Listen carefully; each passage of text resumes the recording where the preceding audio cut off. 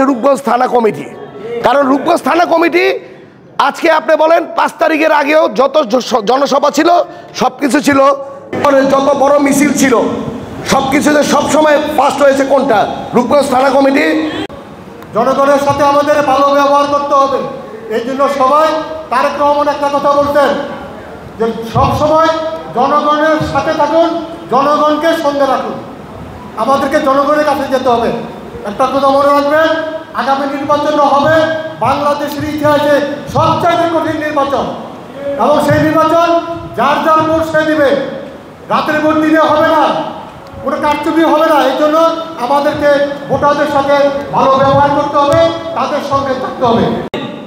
আমি নাহিদ সহ আমাদের ছাত্র দলের ছেলেদের দিয়ে এবং সাধারণ স্টুডেন্টদের আমরা এই যে বিসমিল্লাহ আরতের সামনে একটা প্রোগ্রামে অ্যারেঞ্জ করেছি।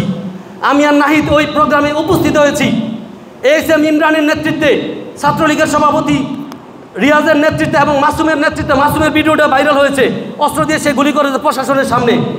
আজকে এস.এম. ইমরানের লোক প্রকাশ্যে আমলাবো সিংলাবো এইদিকে ঘোরাফেরা করে, বুলতাতে ঘোরাফেরা করে, কার শেল্টারে, সেটা অন্তত দিবু ভাই আপনি তদন্ত করবেন।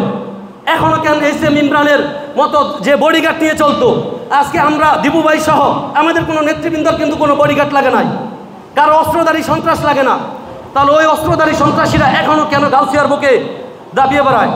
এটা আপনার কাছে অনুরোধ, আপনি সুষ্ঠু তদন্তের মাধ্যমে সেটা সমাধান করবেন এবং প্রশাসনের দিয়েও হলেও তাদেরকে অস্ত্র উদ্ধারের অভিযান চালান। এবং আমরা যারা ত্যাগী নেতাকর্মী ছিলাম, দীর্ঘদিন রাজপথে আন্দোলন সংগ্রাম করতে গিয়ে